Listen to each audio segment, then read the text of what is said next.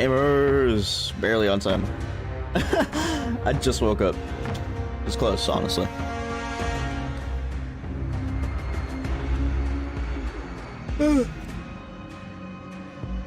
We did it though. We made it.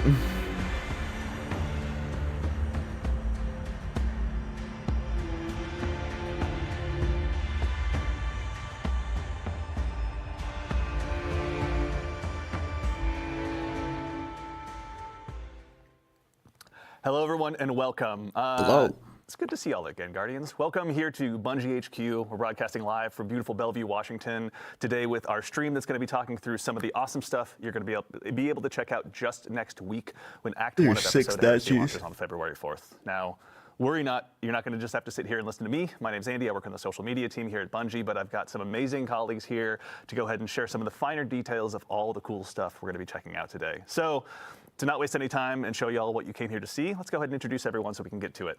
First things first, this gentleman to my left, a brand new addition to our show. If you've joined us before, you may recognize his face, or not recognize his face, rather. The one and only Mr. Nico Stevens, narrative architect here at Bungie. Nico, how's it going, man? I'm doing great. How are you doing, Andy? Doing well, thank you. Obviously, your first time joining us. For anyone that may not have followed you on social media or may be wondering what it is a narrative architect does, can you tell us just a little bit about who you are and what you do here? Sure. So I joined Bungie.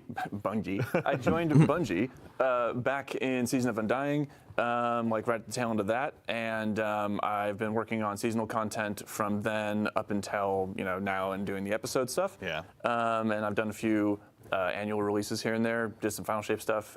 People might know my work from Presage or Warlord's Ruin or some of those. Presage is like my favorite exotic mission. Yeah, I'm not even kidding. I'm a little biased, but I do love it. It's so good. All right, we can talk about that at another time, but thank you for being here, Nico. We appreciate it.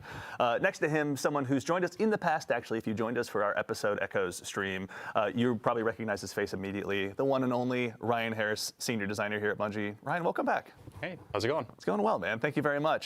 For anyone that maybe didn't join us on the last Echo stream or is just seeing you for the first time, can you tell us just a little bit about who you are and what you do here? For sure, yeah. So I'm a senior activity designer here at Bungie. I've been around since Season of the Plunder.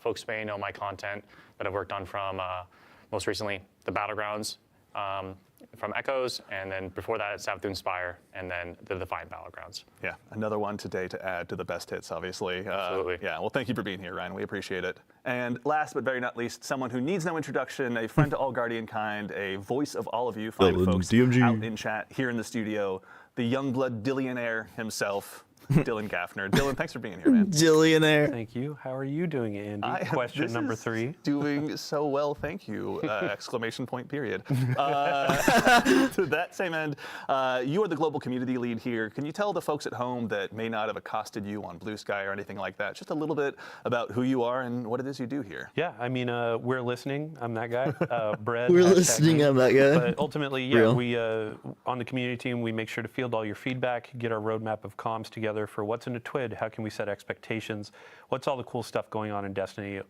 in the game or outside of it too. Yeah. Speaking of outside of it, I want to do a quick shout out to Mactix. We have a Game to Give charity marathon going on right now. Actually, his time slot coincides with ours.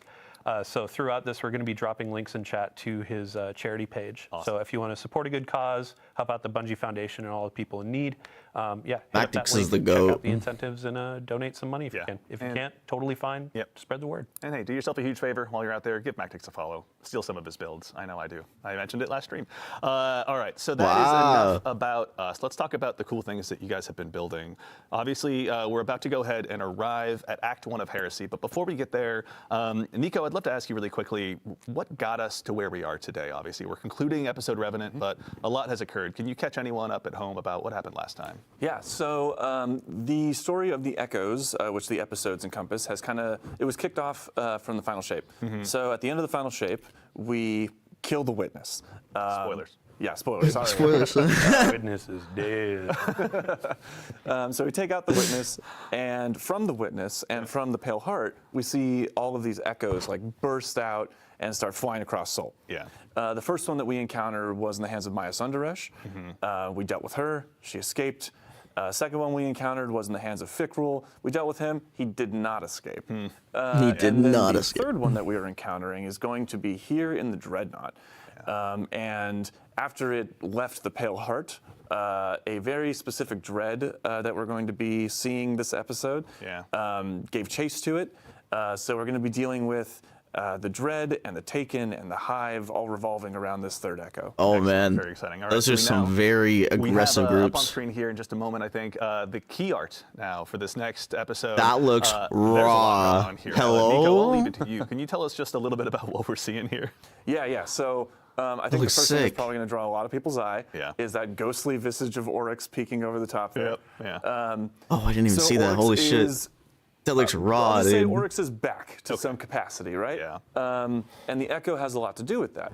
So not only are the Guardians jumping through, trying to figure out what exactly is going on in this first act, but they're dealing with this old foe that has been dredged up from the bones of the Dreadnought. And I don't want to reveal too much, but we're going to be clashing. The Guardians will be there very soon. But so we're dealing obviously the eyes and the tentacles, though. Some form. So we have some old foes returning. But before we go ahead and move on into gameplay and dive into that, we have some old allies returning as well. Can you tell us about some of the folks we're going to be working with this time around as well? Yeah. So our main cast right now is Eris Morn, which is our resident witch hive expert. A lot of people know her from Season of the Witch, aptly named, or even further back. Eris, Season of the Drifter. Rivals is kind of like the first time that she jumped back into Drifter this the Taken, new right? sort of saga story arc.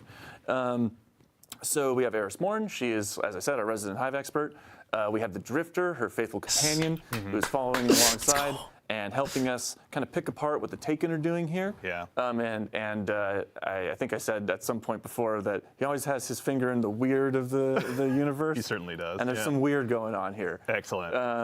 And then finally, we have Deputy Commander Sloan. Right. Sloan, okay. Sloan is our Titan representation here. People will remember her from Season of the Deep or even the Red War. And she has been afflicted with this like Taken corruption that we saw back in Season of the Deep. And she's learned how to sort of hold it back, but also utilize it to make her stronger. So she is going to be teaching us some of that. Yeah, that's we're going beyond once again. So it's safe to say. So we've obviously got a whole new cast of friends and enemies to go up against. But really quickly as well, something we were talking about a little bit earlier in the show is the player journey as well. It's something you guys are really excited about this time around. Can you tell us a little bit about how players are going to be experiencing some of these quests? Yeah. So. Okay, so players have been talking a lot about the structure of the player journey and how they'd kind of like to see it shaken up a bit, right? So this is going to be kind of one of our first steps into trying to make that happen in a more tangible way. So you will still notice some of those elements of like returning to a vendor or something like that, but you're also going to notice that we're doing a lot more bespoke, spread out delivery for these beats. You're going to find characters like in the midst of a mission sometimes. That's good. There's some new tech that I don't want to spoil. I want players to see it in the game. But there's some new tech having to do with the way that we would holo project characters in that sort of projection unit that you would find in the helm. We're expanding that out so that it's a little bit more versatile. And it is more cognizant of where players want to be and less about like having to return. I get to see it like your ghost project it. I think that'd be cool. Over and over again. Thank you. Well, thank you guys. Obviously, I'm sure our audience of Guardians who have let Dylan know and his compatriots loud and clear what we're looking for are happy to be hearing that. So that's exciting. Let me go to the helm. Let me talk to this character. Let me go back to the helm. Let me talk to this character. Is there a holo projector somewhere in there? Yeah, that's right. All right. Well, really exciting. So as we kind of move into that player journey, we're going to be working on something called the Path of Resolve. Can you tell us just a little bit about what that is before we dive into the gameplay here in just a moment? Yes. So there is an event that happens at the beginning of the episode, which people will see very, very soon after the launch. And this sort of kicks off. I'm going to choose my words very carefully here. Redacted. Redacted, yes. This redacted event sort of kicks off Sloane's motivation for teaching us about the Taken power that she has been holding back. And so that is the path of resolve here. She's going to be teaching us how to fight fire with fire. We're going to be going into the Dreadnought, taking some control of that taken energy, taking some control of those old hive magics, and wielding them using our light and using our paracausality, wielding that new power against our enemies. Very nice. All right, we're going to be obviously keeping Sloan very busy. Oh, yeah. With that. But speaking of, we actually have our requisite local fire team here in-house in the activity as well. Ryan, this is the Nether. This is the new activity that's going to be arriving with Act 1 of The episode Nether? Heresy. Minecraft? Can you tell us just a little bit about what this is for I'm starters as we kidding. go ahead and kind of dive into it? Yeah, so the Nether is a 3-player activity, and we are back on the Dreadnought's patrol zones.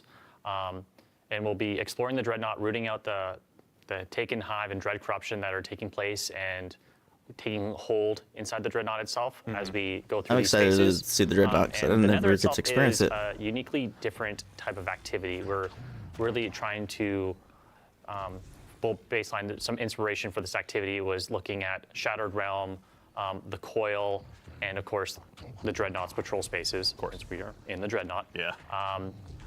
And yeah, so just for starters, what you're actually doing inside the Dreadnought is baseline.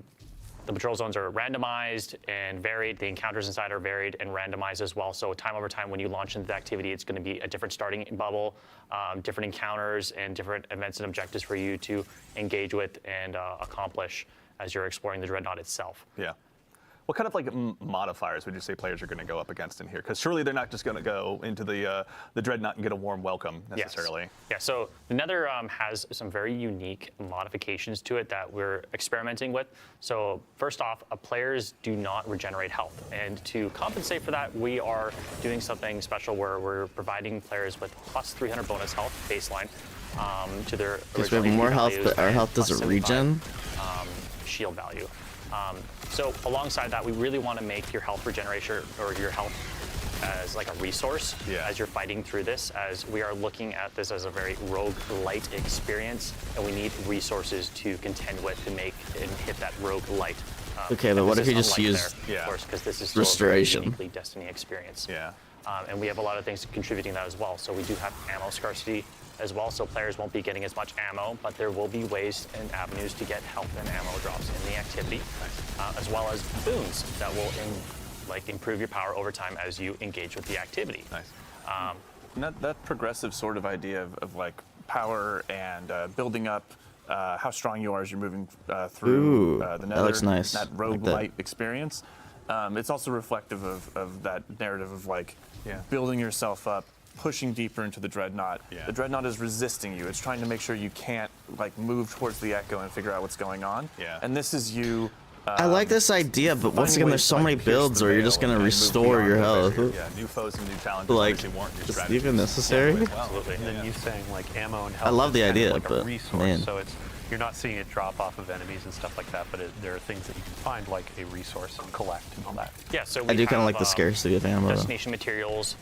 We have urns and pots kind of placed around everywhere, and Dude, and also probably just destination special finisher chests things. that players can find. And when you break these destructible pots, they'll explode into like a rain of health, ammo, heavy ammo, sometimes boons, sometimes revive tokens. I forgot to mention we are using revive tokens here as a resource as well, so you really need to manage, but like there are avenues to get more revive tokens. There is more avenues to get health and ammo. So we really want players to explore the Dreadnought and encourage that exploration by looking for these urns, looking for the chests, and like searching for those boons, because there's multiple avenues and like ways for players to search out and go get them. Yeah, and I mean that resource scarcity is really going to Shadow War Beasts. I can imagine that health is a sight for sore eyes. Absolutely. To that end as well, actually, obviously you mentioned we're back at the Dreadnought, but I can't imagine it's the exact same one. Can you tell us a little bit about how the Dreadnought has changed? Yeah, so since the Echo has hit the Dreadnought, a lot of the spaces have changed and like modified.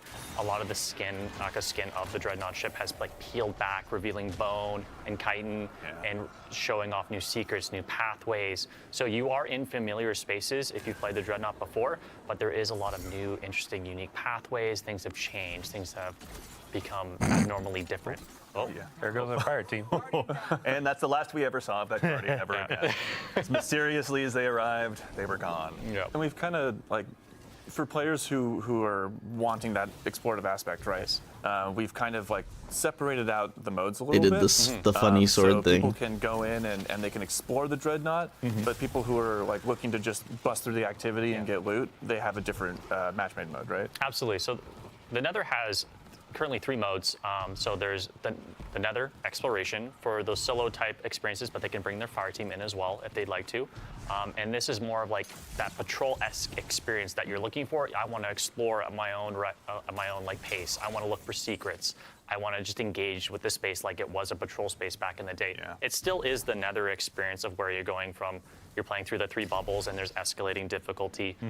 But we do grant to you in that mode a multitude of revives. So you have a way larger pool of revives, so you can make mistakes. Sure. It's just for those players who want to like explore at their own whim, play at their own pace.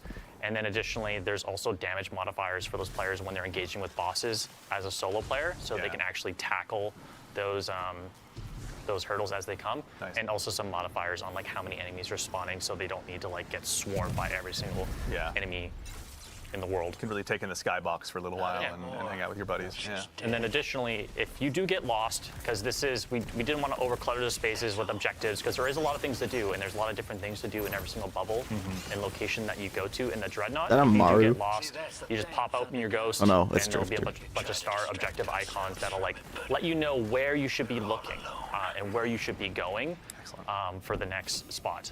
Additionally, talking back to those different modes, we do have the match-made mode on advanced baseline difficulty, and then we do have expert as well. Very cool. Okay, so plenty of challenges for the Guardians that want to undertake those.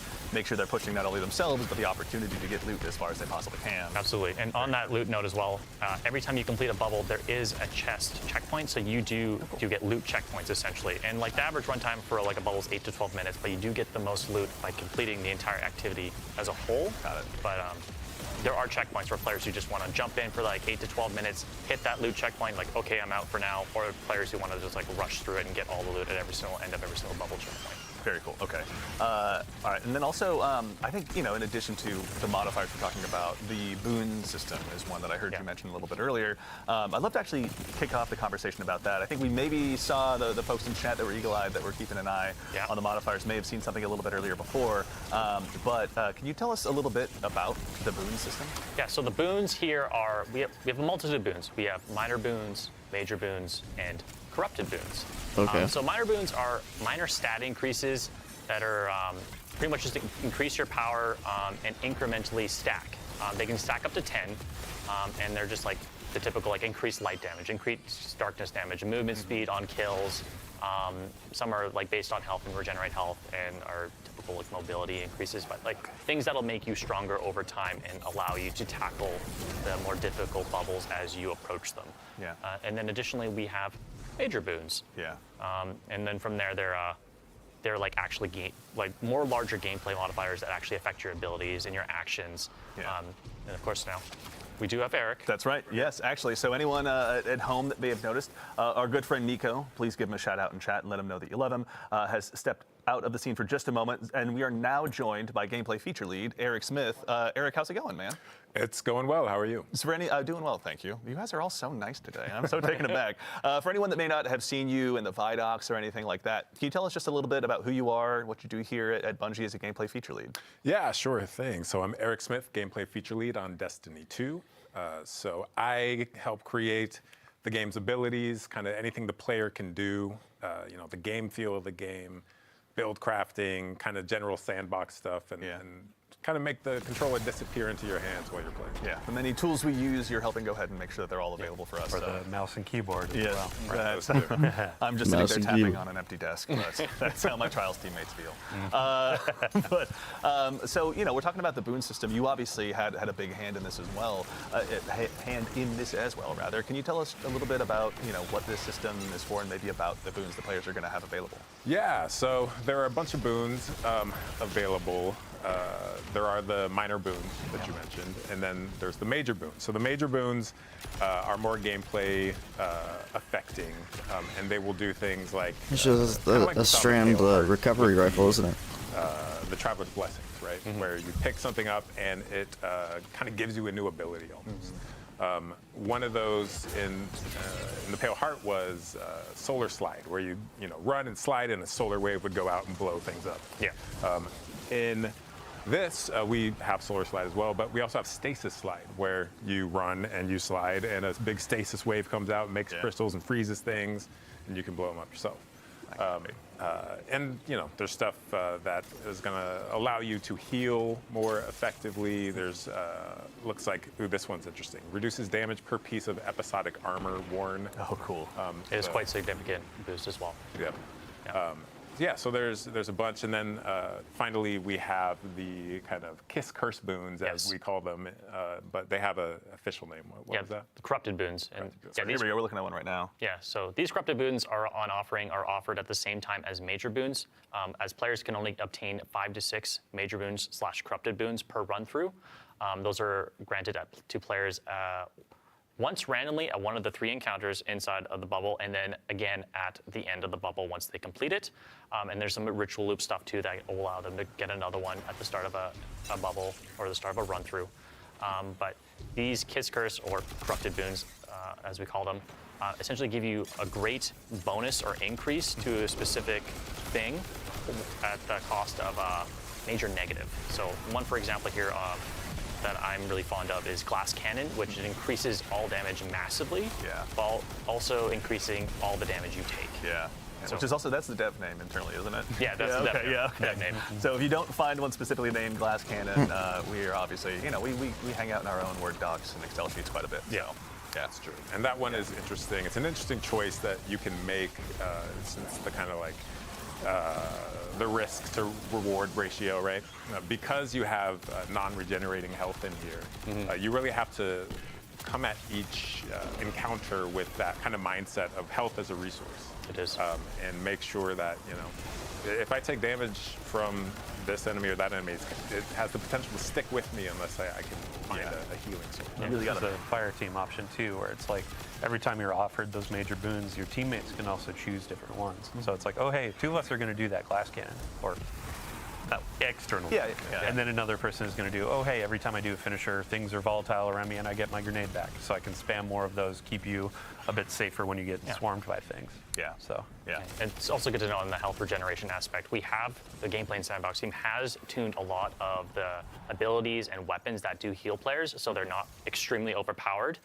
So there's been a wide tuning pass on all of this entirely, so you're going to see when you're trying to heal up your teammate with one of our new support auto rifles.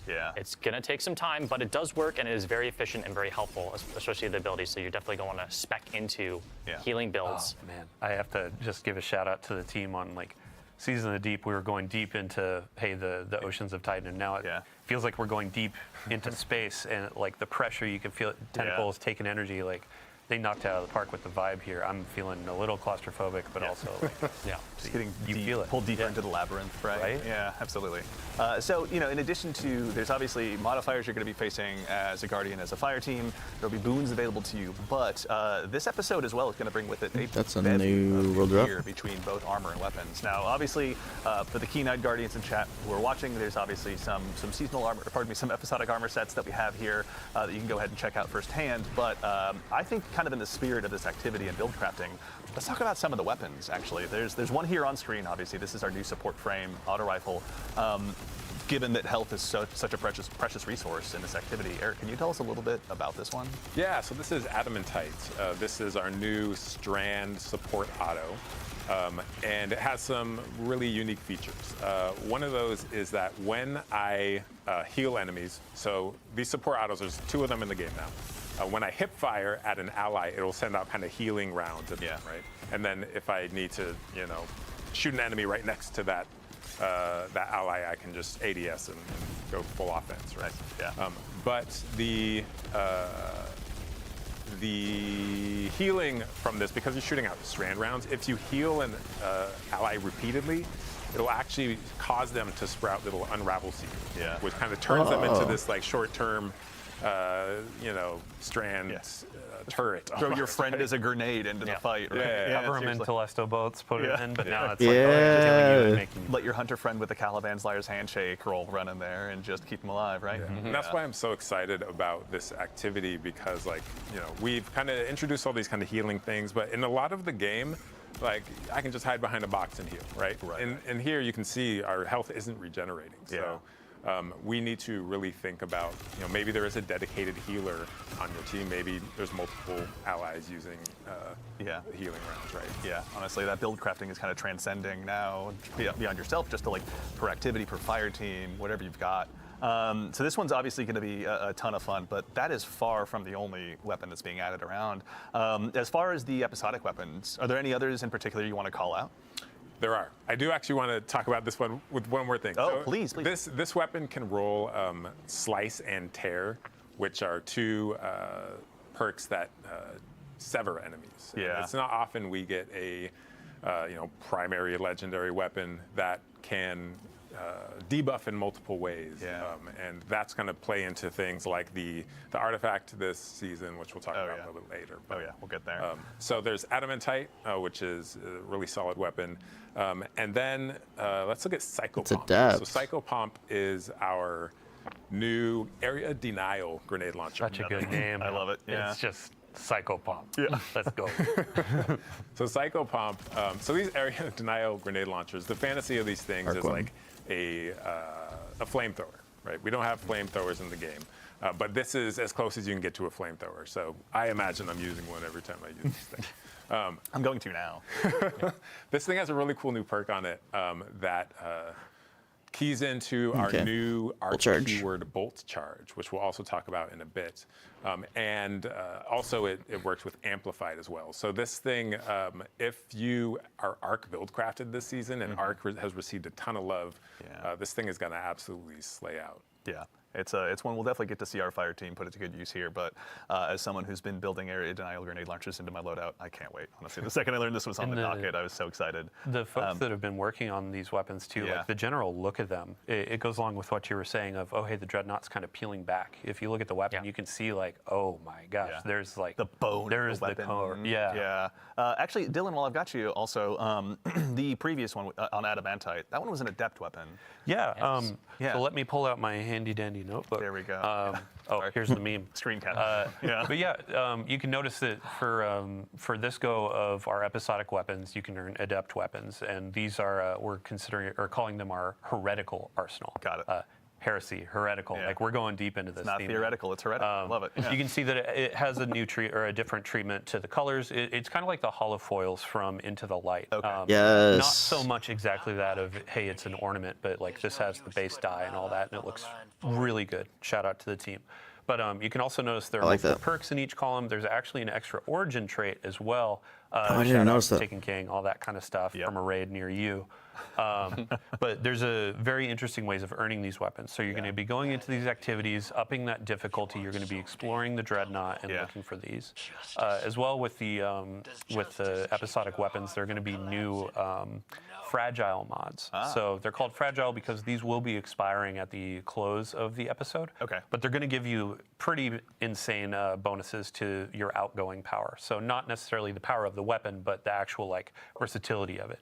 Yeah. One of these, I have the power of resolve. Rapid hits, they create taken seekers. They're really good against champs. Yeah. So that's an example. There are going to be a couple at launch and then more coming with each act. Yeah. But these will be great in Nightfalls. Will be great in higher content. Champions in shambles. Yeah. And then for when you're going in and earning these weapons, there was a ton of feedback, and we absolutely heard you. We're listening. About the tonic system. So there are things with like the user experience was a bit rough of having to go back in, create more tonics, trigger them in the middle of activities because they were running out. Yeah. The team really took that to heart. They want to make sure that there's agency in how you're earning these weapons. So they're going to be making it through the Tome of Want. You can kind of target these weapons. You don't need to go in and do this a ton of times. You can say, hey, I want to go for this auto rifle. I want to go for this grenade launcher, linear fusion rifle, and I really want to be going for that to try to get these heretical versions. Yeah. So effectively, like I don't want to say more loot because it's not going to be like, oh, hey, you're getting 10 times more. Yeah. But it's going to feel like, oh, hey, I have a goal of getting this loot, and now I'm going to go and play the game and get what I'm looking for. Definitely. No, it's super exciting, honestly. Just having those more opportunities to just break your loadouts out a little bit, find new ways to go ahead and really excel, especially given the challenges we're going to be going up against on the Dread. And with the fragile mods, like it's baking into that exploration. Like you were saying, how do you find them again? Yeah, so they can be found through secrets and chests found in the Nether. They're spread out. They're hidden pretty well, but I imagine folks will find them over time or through some YouTube videos. Or through some YouTube videos. Here, we're going to wait for Cactus this time here. Fallout, obviously. If you could make some guides for us, we'd greatly appreciate it. So, Isword. Dang, they be calling out the community. Kind of dope. Let's see. Anything else? Yeah, I mean, the last keyword I want to throw on there is aspirational. Yeah. Ultimately, we want to have tools that players want to go and find, want to earn, and increase their power. Yeah. So we've got a couple more weapons I definitely want to talk about because we're reprising some as well. But we have a brief reprieve from combat. I'd love to actually go ahead. I know you mentioned earlier aspects, Eric. Yeah. Let's go ahead and take a look really quickly. We got our friendly neighborhood warlock here up first. Can you tell us about the new aspects the Guardians are going to have this time around? Absolutely. So the warlock has a new aspect called Ionic Sentry. And Ionic Sentry, when you defeat targets with kinetic or arc weapons or arc abilities, you kind of charge this thing that you see in low gauge on your screen, much like Gunpowder Gamble, if you're familiar with that. Absolutely. When that's full, it grants you a bonus grenade that you can then throw out. On impact, it blinds anything nearby and then spawns this like little arc turret, right? That zaps things, chains to different things. And every time it zaps something, it accumulates a stack of bolt charge. So bolt charge is our new arc keyword. And what this does is when you have a stack of bolt charge, any damage you do, it's going to give you additional stacks. Once you hit 10 stacks, your next ability damage is going to create this giant lightning bolt that comes out of nowhere, hits the ground, and just like fries everything nearby, right?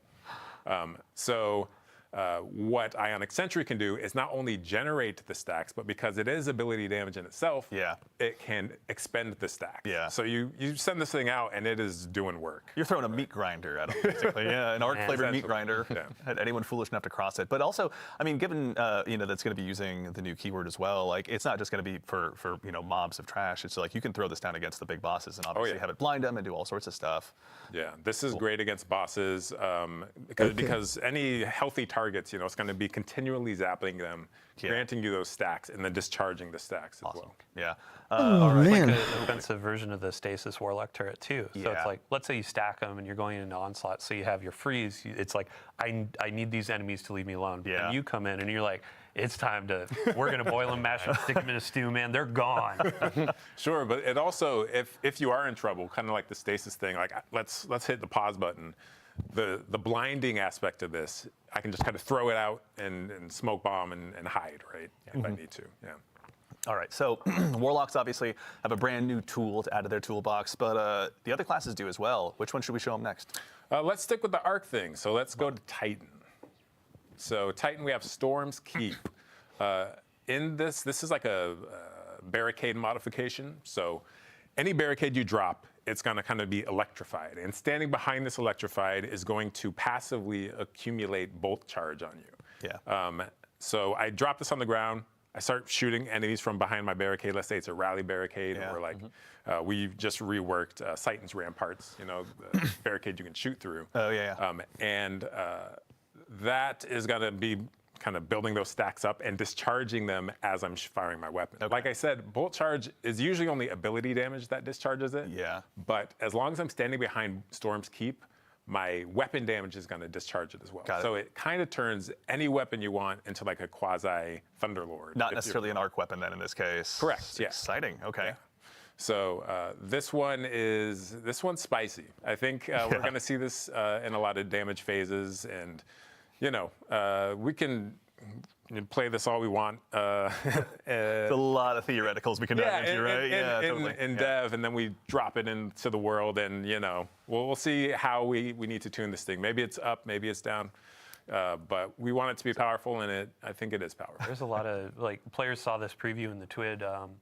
think it was last week, and they immediately noticed the animation for the Titan was changed, right? So when you went down to put down the barricade, it was like this big thunderclap, like, hey, I'm going to charge everybody up, right? Yeah, and that animation went through a lot of different kind of versions. You know, we put so much. I didn't even see that animation. All of these abilities because you know, it's in the game forever, and we want it to be right. So, you know, there were like slams and like raises, and you know, we ended up with a thunderclap, and our animators are godlike. They're absolutely incredible at their jobs. Yeah. So, but then it's animation. It's like the VFX artists have to time everything to the animation, and then the sound design people have to time it to that, and then the test has to make sure we're not breaking anything. And it's like so much work goes into even, you know, one aspect like this, and we're really excited to put it in players' hands. Yeah, it's a coalescence of art and science that you guys do that consistently blows my mind. But now we've got obviously one more for our friendly neighborhood hunters like myself. Yeah. As well. Best for last. This one will be able to get you out of sticky situations as well. On the prowl. So So ArcStrider already has for arc aspects, but they needed one in their void slot. So we gave Night Stalker on the prowl. And shout out to the boy Danny Nanny, who is the designer for this one. Yeah. So on the prowl, you kind of become a hit person, right? Yeah. And whenever you go invisible, like you get a contract to kill something in the area. Yeah. And that thing is marked, and a little, you know, a target shows up on them for you and your allies. If you successfully complete that contract and whack that jabroni, right? You That jabroni is crazy. Excellent use of jabroni. Yeah. Thank you. So It's canon now, everyone. So I whack a jabroni, whack a jabron, and then what happens is my entire team gets some energy, right? And this is kind of a callback to Heart of the Pack from the old Night Stalker. It originally was actually a callback where we gave you stats, but then because we're working the stats coming up, like we decided to just give you ability energy, right? Yeah. So ability energy, and then the victim, if successfully executed, explodes into a cloud of smoke, which I can then enter to become invisible again, thereby marking a new target. So I can kind of chain these like assassinations as I move throughout a strike or something, and my entire team can be advantaged by. Oh, nice. So you can bring your fire team through the same cloud of smoke. Same cloud of smoke. Everyone goes invisible. So yeah, you're kind of sneaking. Spicy, man. It's on the prowl. We're prowling through the activity. You can already see like one of the exotic pairings on the screen too. Those creepy eyes freak me out every time. But Omnioculus, like that's going to benefit the smoke and all that kind of stuff. You can pair with Lorentz Driver. Sorry, Ritz on social media asking for some gameplay today, but we have too much to go through. Yeah. But it's like you're embodying that I'm a bounty hunter fantasy. So your gun can be giving you bounties through Lorentz Driver. You're getting bounties through this. There's going to be a lot of combinations in build crafting. Yeah. So you had mentioned too, Gwyzen, right? Yeah. Gwyzen. I always call it Gwyzen, but Gwyzen Vest got a rework. So when you exit invisibility, it emits a weakening cloud of smoke, and then some super energy perks as well. So there's going to be a lot of strong pairings, and then with the artifact, Void features in the artifact pretty heavily too. You know what? Honestly, you just gave me the best segue I could possibly imagine. We have looked. Obviously, we've begun to scratch the surface of some of the new build crafting opportunities you all are going to have. But obviously, we got a new artifact as well this episode. We've got the Tablet of Ruin, which seemed aptly named. Now, just as a starting point, can you let us know the general theme of this one? Yeah, so the theme of this episode's artifact is kind of subjugation and bending enemies to your will. Yeah.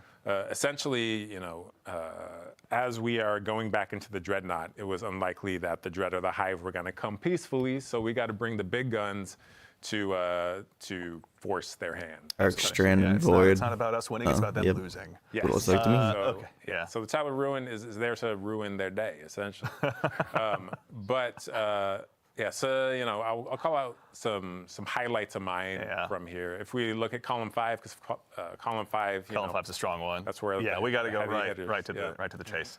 We have Void. Which one is it? It's called Void Flux. That's it. Void Flux. So defeating weakened targets with a Void weapon applies volatile to nearby targets, and then you pair that with the column 4 Maligned Harvest, and rapidly applying volatile causes your next instance of void weapon damage to weaken, which then feeds back into the other one. And it's like, if you can get this this engine going, you know, in a crowded room, it's nasty. Me and my fellow Fighting Lion addicts are going to have a really good time. This one I can already tell. The Fighting Lion subreddit, I want to see some clips. And Fighting Lion I also want to call subreddit. out Horde Shuttle in here. Please. So Horde Shuttle, damaging unraveled targets with a weapon, occasionally spawns a threadling.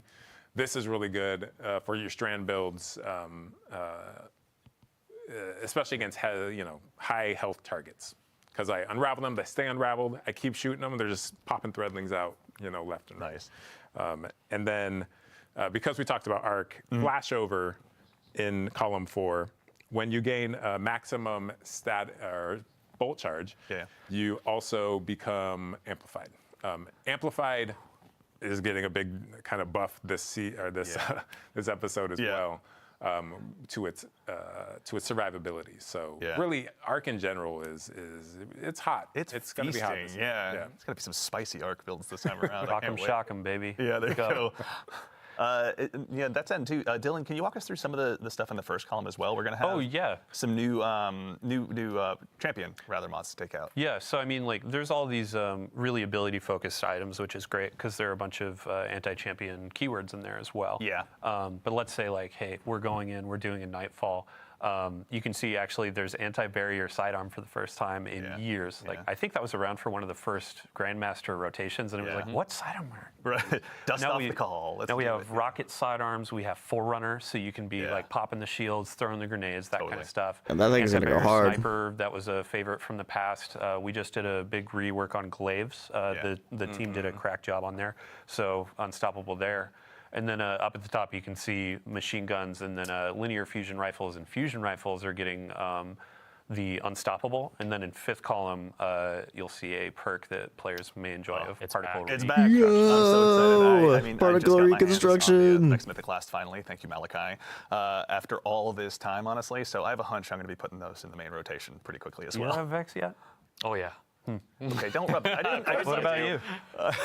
I don't know if I have a Vex. I didn't even get it in D1, so it was like such a moment for me. It was like a decade of waiting, right? I think there's a reason to go back into Vault of Glass, and maybe we can help him get his. I'm down. That's a good point. Yeah, it's crazy. Like some raids I've played 5 times and have like 5 of the raid exotic, right? And others. Oh, you're the guy where you get it on the first run. I usually am, but not with Vault for some reason. I don't know. Yeah, Matt Noguchi out there, feast or famine, right? Yeah. So go back to Vault. You were saying Vault of Glass.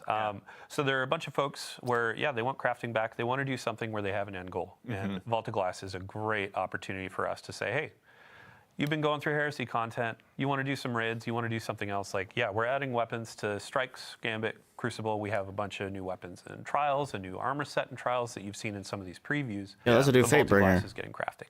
yes. Chat goes wild. Yeah. You can go get that Fatebringer, get it a couple times as a deep sight, craft it, and then you can make that roll that you've always wanted. Yep. Yeah. As a you're new going perk? through Vault, let's say you want to go through and craft like 5 of the weapons that are available. Then you can hop into Origin Master trade. with all your spoils, be going for those Adept versions, and those have a chance to drop with multiple or more perks in those columns. We've been doing this for the last few raids with craftable weapons, but now it's like, hey, I want my Heathen Vengeance. There's a new intrinsic perk. What's the origin trait? Yes. And then, let's say I'm trying to go for a combination. I could get 3 on this, and then I can enhance it, make it this crazy rocket launcher that's good, and go into endgame and do some really cool stuff. Yep. Yeah. So we've got another weapons. I know I mentioned some reprised ones, but actually, as long as we're hanging out here in the menus, Eric, I'd actually love to put you on the spot again and talk about just some of the exotics that players are going to be able to go ahead and acquire this episode as well. Let's start wherever you'd like to. Which one would you like to kick it off with? Let's look at Barrow Dyad. Barrow Dyad. I was hoping you'd say that. So Barrow Dyad is What the hell? Is that a gun? Is that actually a gun? It's a hybrid gun for his Our team does not mess around, man. That's so cool. Yeah. So this thing is a strand submachine gun, and it is also a monster in combat. So this thing, as I deal damage with it, it generates this resource called Blight. And next time I reload, whether it's manual or I just run out of my mag, That thing looks crazy. it's going to convert that Blight into these strand seekers that next time I pull the trigger, it's going to fire those out, and they're going to bounce between enemies. Here we go. Yep. So we got some gameplay of this right now, actually. Yes. So, but you can also see it. Just juking everything. The Grim is a paid actor, obviously. Tonight is snow. You can also see that this thing auto reloads over time. So this thing, rumor is it's partially sentient. Yeah. It has its own wants and It needs. wants to kill. Yes. Yeah. And if you satisfy it, it's going to reward you. Yeah. So look how fast that ammo comes back. So what you can actually do is play this mini game Play it on where you are Peacekeepers, bro. trying to shoot enemies to build up that blight. And then you can pace yourself to auto reload to build up more blight, and then manually reload to like load all those like seekers into your mag. In addition, it has this perk where dealing damage to 3 different enemies generates in a short period of time. Generates a large amount of blight. Very nice. Okay, so equal opportunities to go ahead and clear out crowds, but also to just burn down the big bad that might be standing in front of you, or whichever one's foolish enough to do so. So there are going to be player questions immediately of like, when you're talking about blight and those sorts of keywords, is this a weapon of sorrow? That's a great question. It is not a weapon of sorrow, but I heard another rumor that this thing is a kind of fossilized precursor to a weapon of sorrow. Interesting. But I can't, confirm. Redacted. This, one of our top 3 favorite words, redacted. Okay, so this is the one, and we won't spoil how, but players will be earning this one this season. It'll have, catalysts and other intrinsics to earn as well, I assume. This thing has a lot of surprises. I don't know where. We can leave it there. Let's just leave it there. I like that. Okay. All right. So obviously, the Barodiad will be one that will be getting added to a lot of loadouts across the entire Sol system. But that's not the only one we're going to be taking a look at today. Tanky explosive though. Yeah. Let's also look at our new exotic trace rifle Lodestar. So this one will be given to players via the season pass. Trace rifle? This is the first primary ammo trace rifle ever. Oh, it's primary ammo. So cool. And I'm so excited. So in hipfire, this thing behaves like the trace rifle you know and love. But when you ADS with it, it's closer to a pulse rifle, actually. Okay. When you ADS, your standard pulse rifle has this kind of cadence where it's prap, prap, prap. There's like these kind of spaces in between the rounds coming out. But this thing is more the steady, EDM, BPM. Here we go. Yeah, so players are seeing it now. Yeah. Yeah, we're womp, womp, womp, womp. Yeah, womp, that's right. Yeah. And it's like it's nonstop until you run out of ammo, right? So we got Yeah. burst sidearms, burst hand cannons, your pulse rifles, and now we got a burst trace rifle. I love this kind of stuff, man. Yeah, so outside Weapons seem really cool this time around, I'm not gonna lie. As I deal damage with it, you can see down in the bottom left corner we have arc alignment. And what that's doing is charging the coils of the weapon.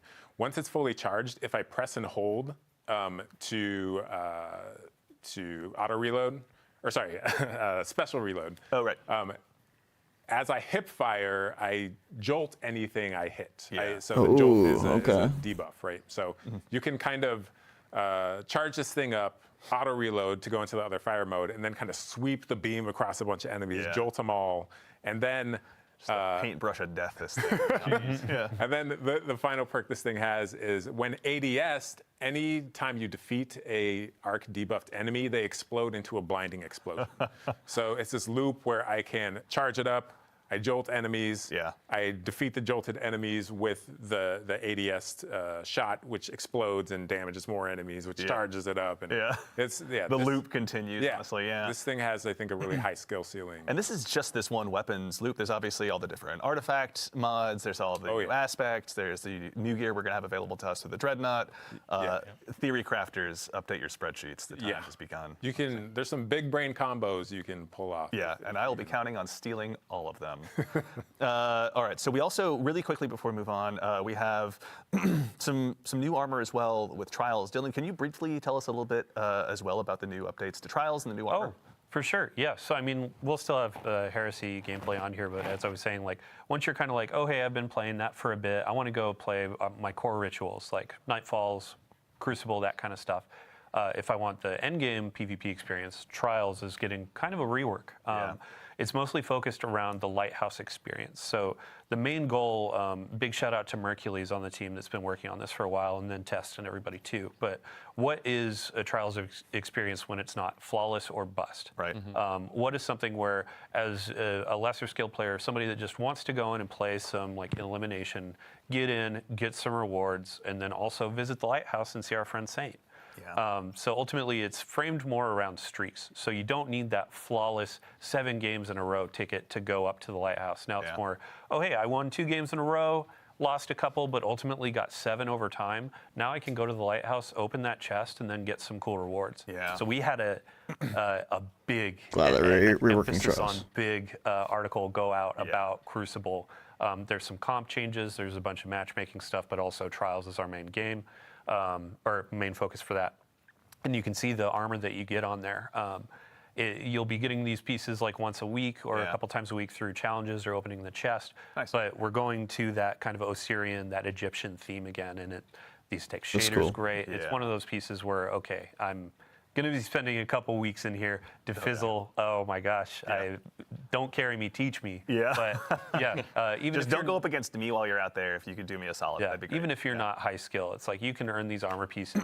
The Yeah. cool cosmetic bit is like, oh hey, as a high skill player, I still want that representation of what Flawless used to encapsulate.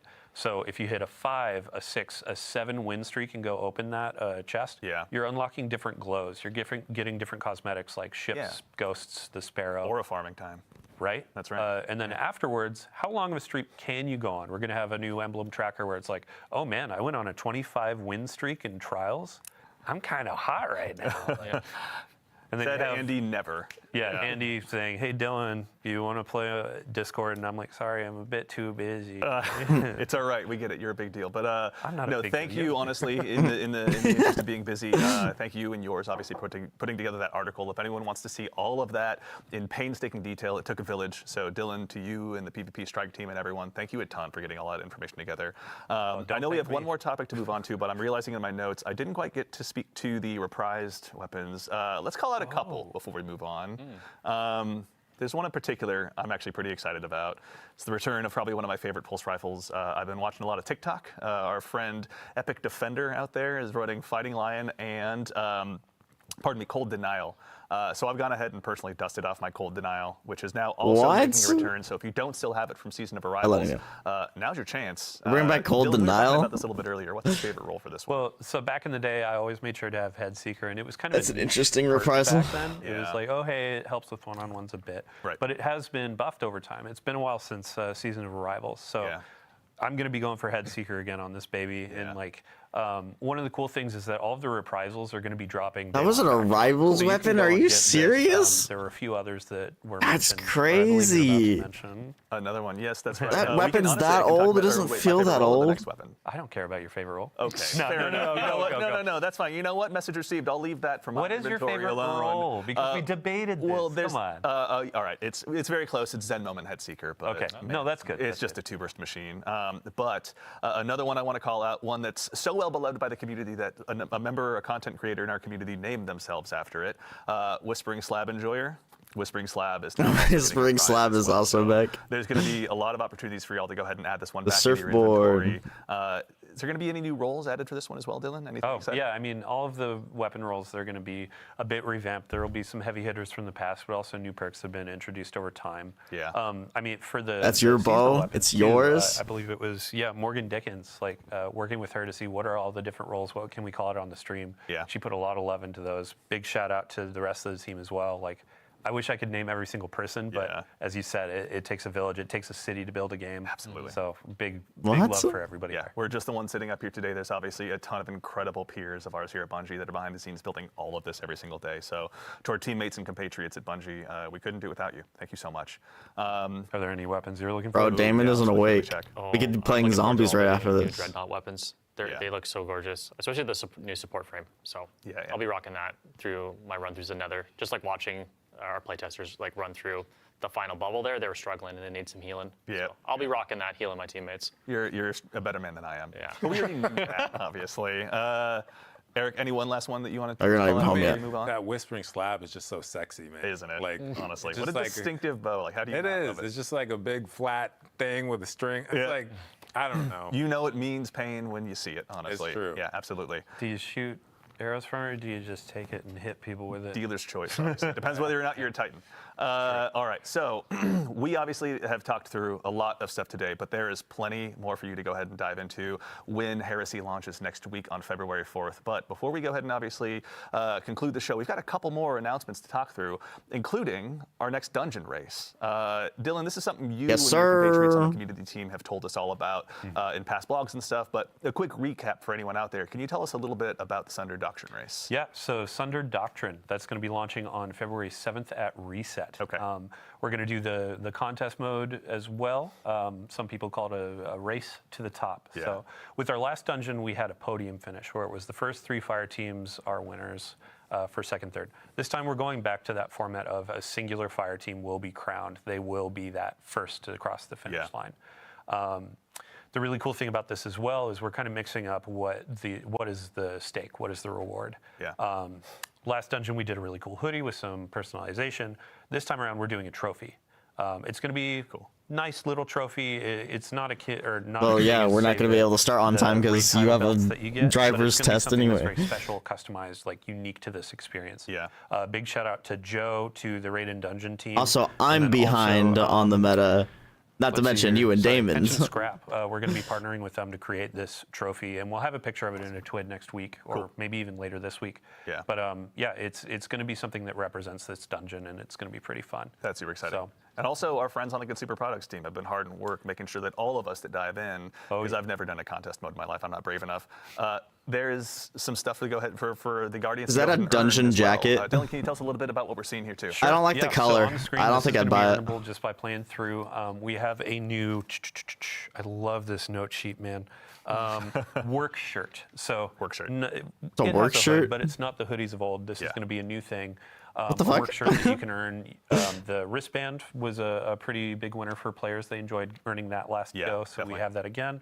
And then we also have our Bungie rewards, the title pin. So go in, do all of the challenges, the triumphs. I believe solo as well, which I applaud everybody that does solo dungeons because it's just insane to me. Yeah. But you can earn these. I like the these bracelet, pins that though, represent low-key. how hardcore you are. Yeah. And then we have just general pins and rewards that you can get as well. Very cool. So and this mortals is like out- I can go ahead and get my hands on something as well, right? True. It's like, And then these are outside of like contest mode. So contest mode, you get that unique emblem in game.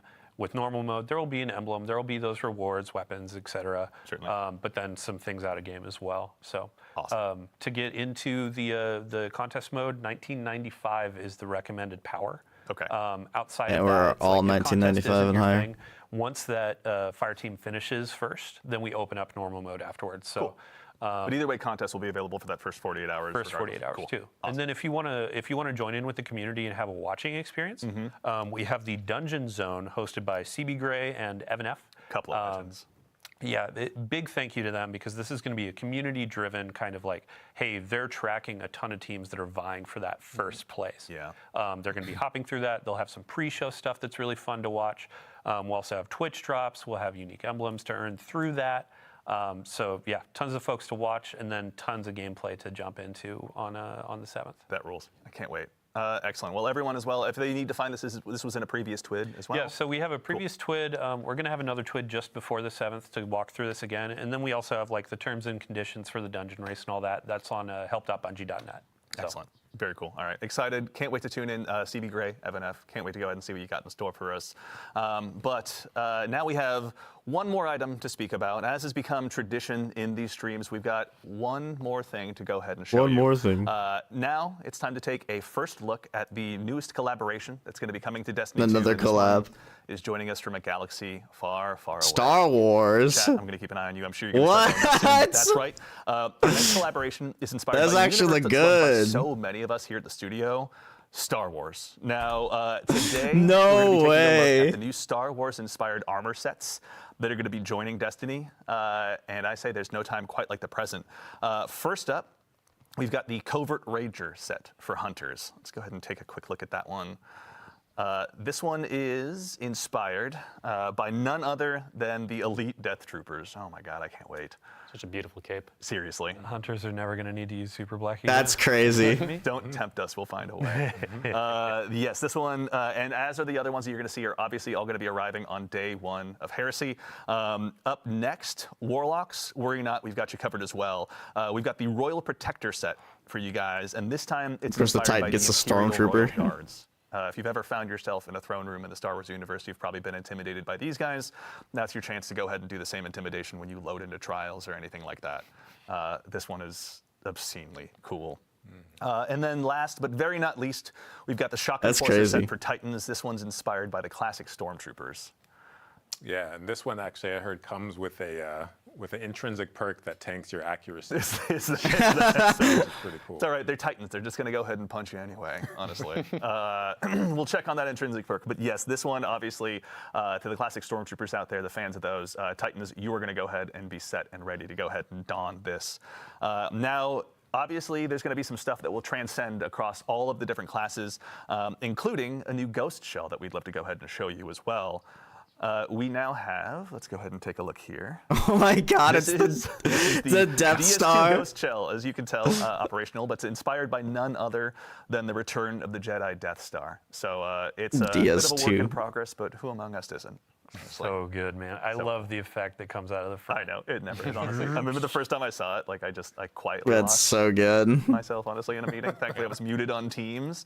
But yeah, this one has been super exciting. Now, there's also more as a part of this collaboration for you to explore. So worry not, there's also a Sparrow, a ship, emotes, and a finisher, all for you to check out when Heresy launches. But of course, we'd be remiss if we didn't take a chance, for starters, to give huge thanks to our friends here at Bungie that helped put this together.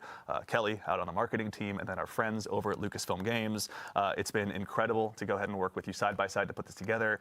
And of course, to make sure you're all in the know, and we give you a heads up of exactly where this is going to be, it will not be at Tashi Station with the power converters. These will be available on Eververse when Heresy launches on day 1. So just want to make sure you're all aware of that. And also, No Pride I got to Dust. say, I, for one, am going to be keeping a close eye on the R Destiny fashion subreddit, because I can't wait to see what they got for us after this. I mean, they're going to have this. They're going to have new Trials armor, new seasonal or episodic armor. Yeah. They're going to have tons of new Eververse options, but tons of new options you earn in the game. Put it all together, make something dope. Yeah. Yep. Awesome, very exciting. Well, I think, honestly, we've had a huge docket of things to go ahead and go on through, but now we can all collectively exhale and leave a little bit more for the Guardians at home to discover when Heresy launches next week. But that concludes it for our show today. So first things first, obviously, Guardians, to all of you out there, even to the individual spamming my face as an emote in chat, thank you all so much for joining us today. These shows are a ton of fun for us to get to put on. We love getting to share what we've been working on with all of you, but it doesn't matter unless you show up. So genuinely, thank you all for taking the time to join us today. Obviously, to our fire team in the back of the house, to my compatriot in social media, Mitch, to Ashley, to Peyton, they're the ones really driving this stream. We just get to talk about what's on stream. So thank you for going ahead and lending us your talents. Obviously, to our friends here on the couch as well, Nico, who is somewhere around here. Obviously, Nico, thank you for joining us. Eric, Ryan, Dylan, thank you guys. We appreciate you taking the time to join us today. Thank you. To the crew here as well. Again, you have the challenge of dealing with me, so thank you all so much for your hard work. We seriously appreciate it. As a quick reminder to close things up, Heresy Act 1 launches just next week on February 4th, so go ahead, make sure you've got that day off. I don't, but I'll be cheering for all of you that do, so you can check out the Nether, all of the new gear and weapons that you're going to be able to have available to you. Start checking out how to get your hands on those exotics and building them all up.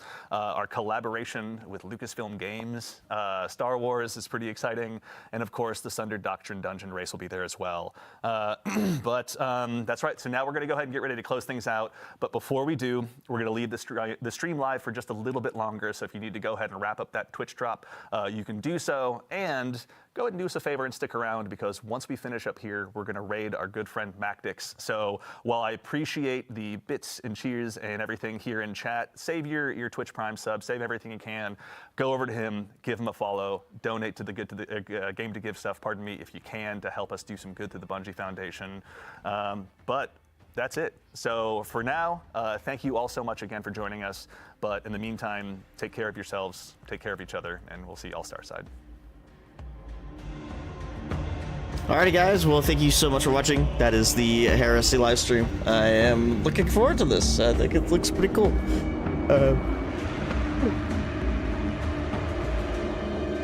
I like the weapons too.